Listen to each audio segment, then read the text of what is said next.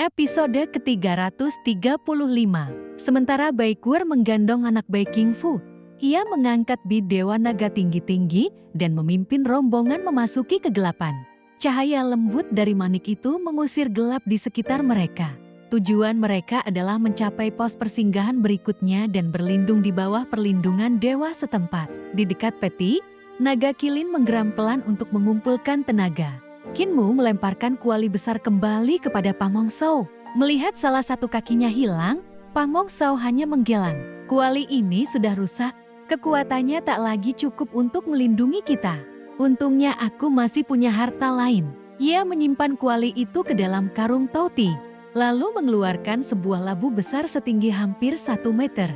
Ini Bloodshot Calabash, senjata roh pertamaku sekaligus harta yang membuat namaku terkenal.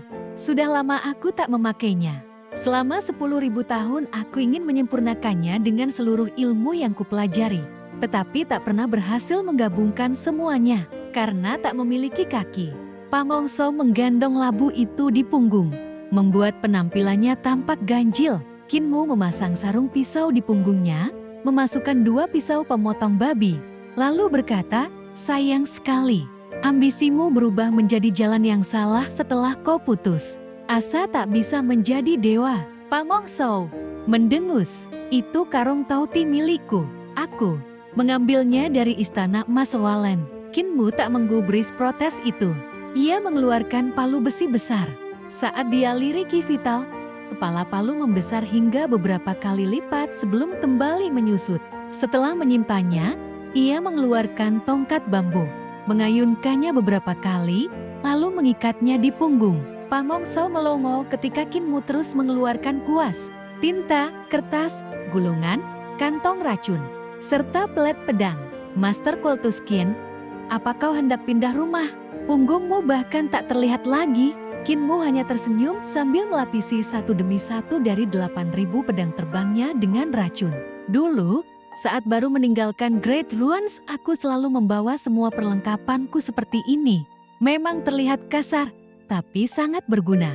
Dalam pertarungan hidup dan mati, lebih baik bersiap daripada menyesal." Mendengar itu, Pangong Shou ikut mengeluarkan seluruh persenjataannya. 7 bendera formasi ditancapkan ke tanah. Sebuah cermin perunggu dililitkan di lengan kirinya seperti perisai. Belati-belati terbang disembunyikan di balik jubah. Disusul kotak-kotak pedang, pelet pisau berkualitas tinggi, piring taiji, kuil Buddha mini, hingga sebuah pilar run besar. Kinmu tak bisa menahan kagum. "Grandmaster, kekayaanmu benar-benar luar biasa. Aku dan Imperial Preceptor sudah berkali-kali menjarah istana emasmu, tapi hartamu masih sebanyak ini." Pangong Shou mendengus bangga. "Kalau kau hidup 10.000 tahun, kau juga akan mengumpulkan sebanyak ini." Mendadak sorot matanya berubah. Ia mengaktifkan mata surgawi Buddhisme dan mata Deu secara bersamaan. Simbol Yin yang berputar di kedua matanya ketika ia menatap ke dalam kegelapan. Mereka datang. Kinmu juga membuka Bright Heaven Eyes. Cahaya bintang memenuhi pupilnya, memungkinkan pandangannya menembus kegelapan yang bahkan tak bisa ditembus sinebar Heaven Eyes. Naga Kilin memicingkan mata. "Apa yang kalian lihat?" Pangong Shou menjawab, "Ada belasan orang." Kinmu tersenyum tipis. "Benar, hanya belasan praktisi seni surgawi." Mendengar itu, Pangong Shou dan Naga Kilin sama-sama tertawa lega. Bahkan dada Shingen ikut membuka dan menutup penutupnya seolah sedang tertawa. Kinmu lalu membuka peti Shingen sepenuhnya. Cahaya suci langsung menyelimuti area seluas sekitar 300 yard, menciptakan zona aman yang menghalau kegelapan. Saat Pangong Shou sibuk menata hartanya, ia diam-diam menukar kedua kaki palsunya dengan sepasang kaki yang lebih baik dari koleksi peti. Kinmu pura-pura tidak melihat, namun melalui Bright Heaven Eyes, ia melihat kenyataan yang jauh lebih mengerikan. Di balik belasan pengintai itu ternyata berdiri ratusan pasukan iblis ekstrateritorial. Para pengintai hanyalah umpan untuk menguji kekuatan mereka. Kinmu tidak mengatakan apapun. 8.000 pedang terbangnya diam-diam menyusup ke bawah tanah dan menyebar di seluruh area perlindungan. Mulai, belasan praktisi seni surgawi langsung menerjang. Naga Kilin mengaum dan menyemburkan lautan api. Para musuh berpencar menghindar. Salah seorang mencoba mengangkat tanah dengan seni ilahi. Tetapi kekuatan peti menekan bumi sehingga tekniknya gagal. Seorang ahli pedang menerobos kobaran api dan menyerang Kinmu. Kinmu menyambutnya dengan 2 pisau pemotong babi. Keduanya berputar secepat gasing. Cahaya pisau saling beradu. Berkali-kali sebelum sebuah kepala melayang ke udara. Keterampilan pisaumu luar biasa. Itulah pujian terakhir lawannya sebelum tewas. Praktisi lain menghantam dada Kinmu dengan telapak tangan. Tubuh Kinmu melentur seperti naga, melilit lengan lawan. Lalu kedua pisaunya menebas dalam satu rangkaian serangan mematikan. Keterampilan pisau yang hebat, kepala lawan ikut terpenggal. Di sisi lain, pelet pisau Pamongso berputar membentuk badai maut. Bloodshot Calabas memuntahkan air terjun darah yang dipenuhi serangga mengerikan. Siapapun yang tersapu langsung habis dimakan hingga tak bersisa. Seorang praktisi mencoba menyerangnya dengan petir surgawi. Pamongso menahan sambaran itu, lalu mengibaskan lengan bajunya. Puluhan belati terbang menghujani wajah lawan hingga tak lagi dikenali. Naga Kilin berubah ke wujud aslinya sepanjang lebih dari 100 yard. Dengan cakar, taring, dan ekornya, ia mencabik setiap musuh yang mendekat. Tak lama kemudian, hanya satu ahli alam celestial yang masih bertahan. Roh primordialnya begitu kuat hingga hampir mengangkat naga Kilin dan melemparkannya keluar dari zona aman.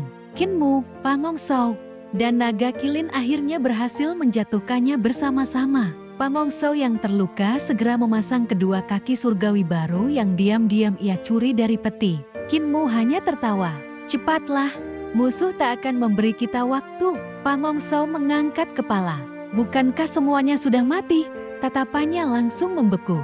Gelombang siluet hitam kembali bermunculan dari segala arah. Ia hendak melarikan diri. Tetapi di belakang mereka hanya ada kegelapan maut. Tidak ada jalan keluar, teriaknya. Master Kultus Qin, kali ini aku benar-benar ikut terserat olehmu. Kinmu melangkah ke tengah zona aman, menyarungkan kedua pisaunya, lalu menancapkan mata juk matahari di sampingnya. Dengan tenang ia berkata, siapapun yang melewati batas ini akan mati. Seorang musuh segera menerjang sambil mencibir. Seketika sebuah pedang terbang melesat dari bawah tanah, menembus kepalanya. Tubuhnya masih sempat berlari belasan langkah sebelum roboh tepat di depan Kinmu. Kinmu kembali berkata, siapapun yang melewati batas ini akan mati. Seorang raksasa berperisai melompat masuk sambil berubah ke wujud dewa kura-kura dan ular. Tinju raksasanya baru saja dilayangkan ketika 2 kilatan pisau menyilang. Tubuhnya langsung terbelah menjadi 4. Kinmu menyeka darah di pisaunya. Siapa pun yang melewati batas ini akan mati. Pemimpin pasukan iblis akhirnya maju. Ia menunggangi binatang buas raksasa dan menatap Kinmu dengan dingin. Kalian hanya bertiga ingin menghalangi seluruh pasukanku. Injak mereka sampai mati. Ratusan iblis ekstrateritorial langsung menyerbu. 8.000 pedang Kinmu bangkit bersamaan dan membentuk sword picture sword trading mountain sandy rivers. Semua musuh dalam radius 300 yard langsung terseret ke dalam dunia pedang. Namun sang pemimpin hanya mendengus. Roh primordialnya melonjak ke langit dan menghancurkan sword picture dalam satu ledakan kekuatan. Wajah Pamongso langsung memucat. Itu jenderal alam kehidupan dan kematian. Kita tamat, belum? Teriak Kinmu. Mata jok matahari memancarkan cahaya menyilaukan yang menembus kedua mata sang jenderal, lalu langsung menembus pusat dahinya. Sang jenderal roboh seketika. Harapan Pamongso bangkit kembali. Ia meraung dan menerjang kerumunan musuh. Mati! Naga Kilin juga mengaum. Mati! Sisik-sisiknya melesat ke segala arah seperti hujan senjata. Pada saat itu, ruang perlindungan seluas 300 yard tiba-tiba menutup rapat seperti sebuah kotak raksasa. Ratusan iblis ekstrateritorial bersama Kinmu, Pamongso, dan Naga Kilin terperangkap di dalamnya. Dari luar, peti itu hanya memancarkan cahaya redup, suara benturan, ledakan seni ilahi, tebasan pisau, dan jeritan terus bergema dari dalam. Darah segar mengalir keluar melalui celah-celah peti. Beberapa saat kemudian, semuanya hening. Tiba-tiba sebuah tangan berlumuran darah mendorong tutup peti. Sesosok kepala muncul, berusaha memanjat keluar. Namun, tongkat bambu Kinmu melesat dari dalam kegelapan, menembus tepat di antara alisnya sebelum ditarik kembali. Mayat itu terlempar keluar. Tak lama kemudian, peti kembali terbuka dan memuntahkan mayat demi mayat. Di dalam kegelapan mutlak, Kinmu berdiri tenang sambil menggenggam tongkat bambunya. Di dunia yang gelap seperti ini, katanya pelan, siapapun yang buta akan selalu menang. Ia tersenyum tipis, dan guruku adalah orang buta.